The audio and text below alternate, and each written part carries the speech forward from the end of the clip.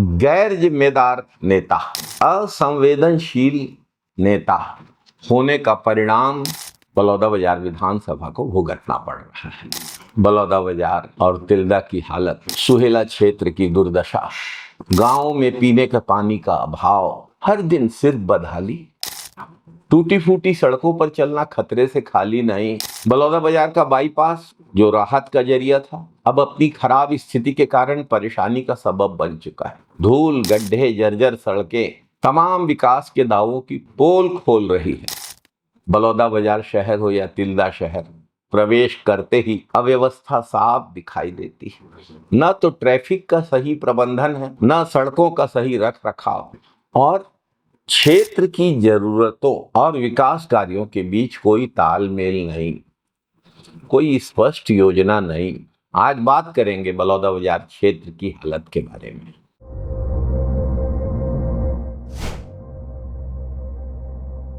नमस्कार साथियों, बलौदाबाजार में एक बाईपास सड़क निर्माण की घोषणा भाजपा सरकार द्वारा की गई है। पहले से एक बाईपास सड़क है और इस बाईपास सड़क के बन जाने से बलौदाबाजार के आसपास बाईपास का निर्माण पूरा हो जाएगा। लेकिन इस बाईपास सड़क की क्या स्थिति है आज? युवक कांग्रेस के तत्कालीन जिलाध्यक्ष श्री धीरज वाजपेयी ने लंबा संघर्ष किया था इस बाईपास सड़क के लिए। जनता की सुविधा के लिए बनी बाईपास सड़क आज मरम्मत के अभाव में दम तोड़ रही है। मरम्मत नहीं की जा रही क्योंकि भाजपा सरकार को जनता की परेशानी की चिंता नहीं है, प्रचार की चिंता है। अब बात करेंगे नई बाईपास की। बलौदाबाजार के पास नया बाईपास बनेगा, बहुत अच्छी बात। बलौदाबाजार के विकास के लिए श्री धीरज वाजपेयी द्वारा किए गए आंदोलन, युवक कांग्रेस द्वारा किए गए इस आंदोलन का परिणाम तक पहुंचना बहुत आवश्यक है। लेकिन पुराने बाईपास की हालत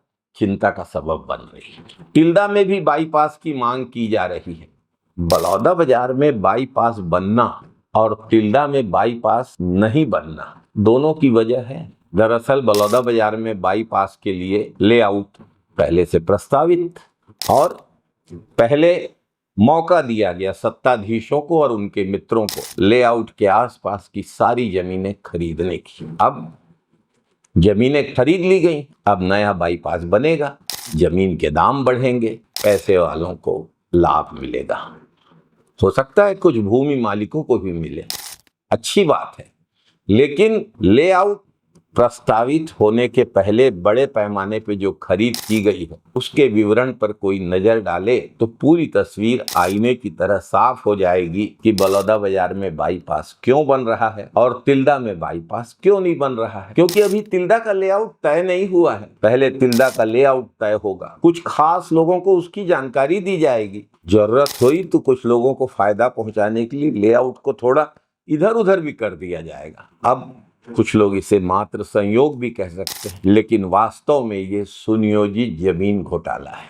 क्षेत्र को लाभ होगा, लेकिन सत्ताधीशों के लिए अपना लाभ और अपने नजदीक के लोगों का लाभ ज्यादा महत्वपूर्ण है। तिल्दा में फिलहाल कोई अभी लेआउट बना नहीं है, इसलिए तिल्दा नेवरा जहां बाईपास बेहद जरूरी है वहां आज भी बाईपास नहीं बन रहा। तिल्दा में रेलवे ओवरब्रिज बनाना प्रस्तावित है। रेलवे सामान्यतः ट्रेन लाइन के ऊपर के हिस्से का निर्माण खुद करती है, लेकिन तिल्दा में अलग कहानी है। पूरा ओवरब्रिज ब्रिज कॉरपोरेशन बना रहा है। ऐसा क्यों? इतना पैसा ज्यादा क्यों आ गया है कि हम ओवरब्रिज का निर्माण भी राज्य सरकार के पैसे से कर रहे हैं? जाहिर सी बात है, सत्ताधीशों और उनके करीबियों को इसमें भी मलाई मिल रही। आज बलौदाबाजार क्षेत्र की सबसे ज्यादा दुखद स्थिति ये है कि क्षेत्र की जरूरत से ज्यादा महत्वपूर्ण सत्ताधीशों को मिल रहा मोटा माल। बलौदाबाजार तिल्दा क्षेत्र को अवैध कारोबार का गढ़ बनाया जा रहा है। गैस की परेशानी, अनेक जगह अवैध गैस रिफिलिंग भी चल रही है। आपदा में अवसर, नकली गुटखा, डुप्लीकेट कॉस्मेटिक प्रोडक्ट्स। लेकिन भाजपा सरकार और उसके जिम्मेदार विभाग गहरी नींद में सोए हुए हैं या फिर जानबूझकर आंखें मूंदे हुए हैं मोटे माल के बदले में। सट्टा और जुआ की शिकायतें लगातार सामने आ रही हैं। ये बेहद गंभीर स्थिति है। बलौदाबाजार और आसपास के क्षेत्रों में अवैध उत्खनन चरम पर है। भारी वाहन रात दिन लगे हुए हैं, सड़कें टूट रही हैं, पर्यावरण को नुकसान हो रहा है। क्या बिना संरक्षण के इतना बड़ा कारोबार संभव है? और रेत घाटों से निकल नहीं रही है क्योंकि रेत वाले संरक्षण प्राप्त करने में असफल रहे हैं, या ये कहें कि संरक्षण की कीमत नहीं चुका पा रहे हैं। सब कुछ खुला छोड़ दिया गया है, अगर सेटिंग है तो, और सेटिंग नहीं है तो कुछ भी नहीं होगा।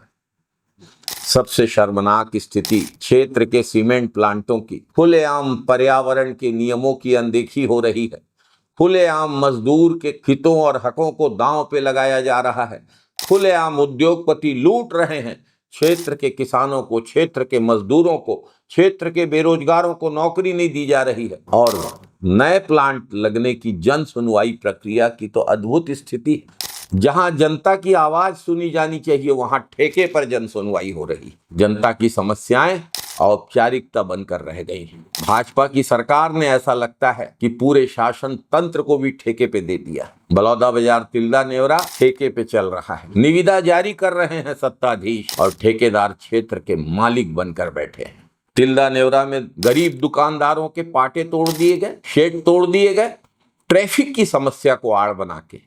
ट्रैफिक की समस्या में तो कोई फर्क नहीं पड़ा। ट्रैफिक की समस्या दूर करना है तो तिल्दा नेवरा में बाईपास बनाइए, बिना इस बात की चिंता करे तुरंत बनाइए कि हमारे नजदीकी लोग वहां की जमीनें खरीद तो लें। जमीनों के सौदे का इंतजार है क्या बाईपास बनाने के लिए? मजदूरों के अधिकार छीने जा रहे हैं, किसानों की जमीनें लूटी जा रही हैं, गोठान, श्मशान, खेल मैदान, चारागाह सब कुछ लूटा जा रहा है। आदिवासियों के संवैधानिक अधिकारों को बलाए ताक रख दिया गया है। ये सिर्फ लापरवाही नहीं है, यह एक सुनियोजित व्यवस्था है जहां जनहित को नजरअंदाज करके सब कुछ सत्ताधीशों और उनके नजदीकी लोगों को फायदा पहुंचाने के लिए किया जा रहा है। अब वक्त आ गया है सवाल पूछने का, कब होगी बलौदाबाजार के बाईपास की मरम्मत? तिल्दा का बाईपास कब बनेगा? तिल्दा ओवरब्रिज बनाने में नियमों से समझौता क्यों किया जा रहा है? अवैध कारोबारियों पे कार्यवाही कब होगी? मजदूरों के अधिकारों की रक्षा कौन करेगा? अपने हक के लिए लड़ने वाले मजदूर नेताओं को जेल भेजने का सिलसिला कब बंद होगा? इस क्षेत्र के किसानों के खेतों की सिंचाई की अधूरी योजनाएं कब पूरी होंगी? किसानों को एग्रीटेक पोर्टल और गिरदावली के नाम पे परेशान करना कब बंद होगा? 5-5 जगह अफीम पकड़ाती है, वहां की गिरदावली किसने की? राजस्व विभाग ने की। और बलौदाबाजार के क्षेत्र के धान की सही गिरदावली क्यों नहीं हो रही? अफीम की गलत गिरदावली होने के बावजूद बलौदाबाजार क्षेत्र में धान की भी सही गिरदावली नहीं हो पा रही। सुहेला क्षेत्र भारी मालवाहक वाहनों की रोज आवाजाही से परेशान। मुख्यमंत्री जी आए थे सुहेला, बड़ी आशा थी कि मुख्यमंत्री जी सुहेला से बलौदाबाजार, सुहेला से भाटापारा और सुहेला से सिमगा रोड की घोषणा करेंगे, हदबंद में ओवरब्रिज की घोषणा करेंगे, अंडरब्रिज तो कम से कम तत्काल बनवाएंगे। लेकिन मुख्यमंत्री जी क्या घोषणा करके चले गए कि सुहेला से बलौदाबाजार, सुहेला से भाटापारा और सुहेला से सिमगा को जोड़ने वाली सड़क में 1-1 किलोमीटर तक डिवाइडर बनेगा। सुहेला में कॉलेज की घोषणा तो की, लेकिन 40 लाख रुपए स्वीकृत किए हैं। 40 लाख रुपए में तो एक स्कूल की बाउंड्री वॉल नहीं बनती, कॉलेज कहां से बनेगा? कब बनेगा कॉलेज? और रावण में, हिरमी में भी कॉलेज की उतनी ही जरूरत है, हदबंद में भी कॉलेज की उतनी ही जरूरत है। अगर आप बलौदाबाजार से कसडोल की तरफ निकलेंगे तो 14 किलोमीटर में लवन में कॉलेज है, 10 किलोमीटर में कसडोल में कॉलेज है, भटगांव बिलाईगढ़ की दूरी 10 किलोमीटर है, वहां कॉलेज है, पलारी में कॉलेज है। बलौदाबाजार में कॉलेज क्यों नहीं? बलौदाबाजार में, रावण में, हिरमी में और हदबंद में कॉलेज क्यों नहीं? अर्जुनी में कॉलेज क्यों नहीं? इसका भी जवाब सत्ताधीशों को देना चाहिए। एक कॉलेज सुहेला की घोषणा करके और 40 लाख रुपए देकर जो अपनी पीठ खुद थपथपा रहे हैं, उनको शर्म आनी चाहिए। बलौदाबाजार, तिल्दा, सुहेला की जनता जवाब चाहती और अब सत्ताधीशों को जवाब देना होगा। जय छत्तीसगढ़, जय जय छत्तीसगढ़, जय हिंद साथियों, वंदे मातरम साथियों।